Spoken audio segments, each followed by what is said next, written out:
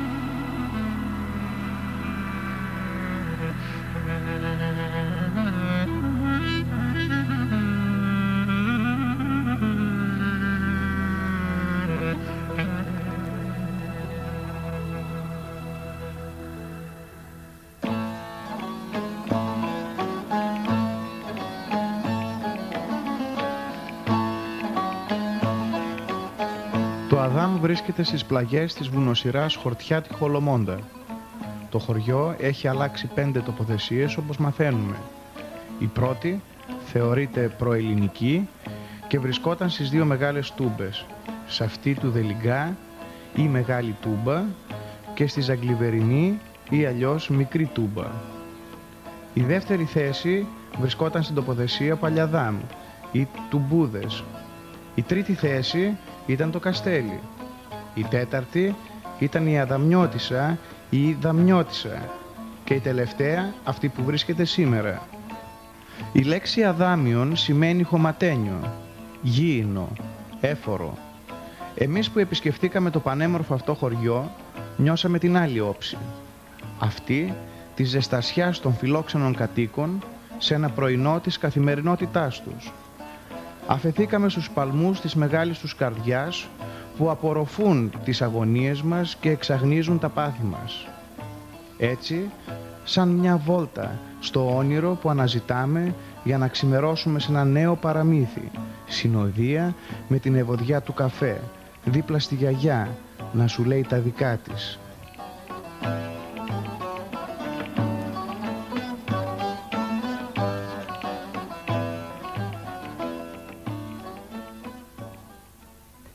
Το χωριό μας, πριν καθόταν Τούρκοι εδώ. Κάτω στο χωριό, από την πλατεία κάτω, εκεί που το σπίτι του λέει ήταν το Κουνάκι. Είχε και άλλοι λίγοι Τούρκοι μες στο χωριό, οι υπόλοιποι ήταν χριστιανοί. Αυτός λεγόταν Εντέμ. Ο Εντέμ, λεγόταν Εντέμ. Και αφού αποφάσισε να φύγει από το χωριό μας, κάλεσε τους χριστιανούς, τους μεγαλύτερους που μέσα από το χωριό, ας πούμε, να τους πει ότι θα φύγει. Και πέρα η εκκλησία μας την είχε αποθήκη, αχυρώνα ας το πούμε. Έβαζε τα ζώα μέσα, τα χορτάρια, τα άχυρα του. Είπε να πάνε να βάλουν εικόνες μέσα στα άχυρα και να πάνε να τον καταγγείλουν στο Ζαγκλιβέρ, είχε τζαμί. Το Ζαγκλιβέρ το μισό ήταν Τούρκοι.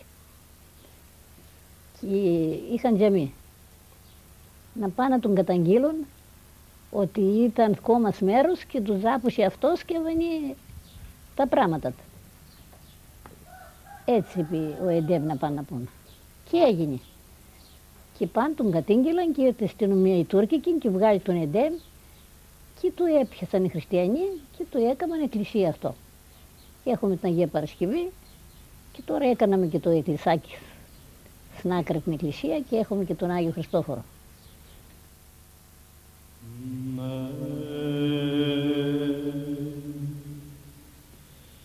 Χαίρι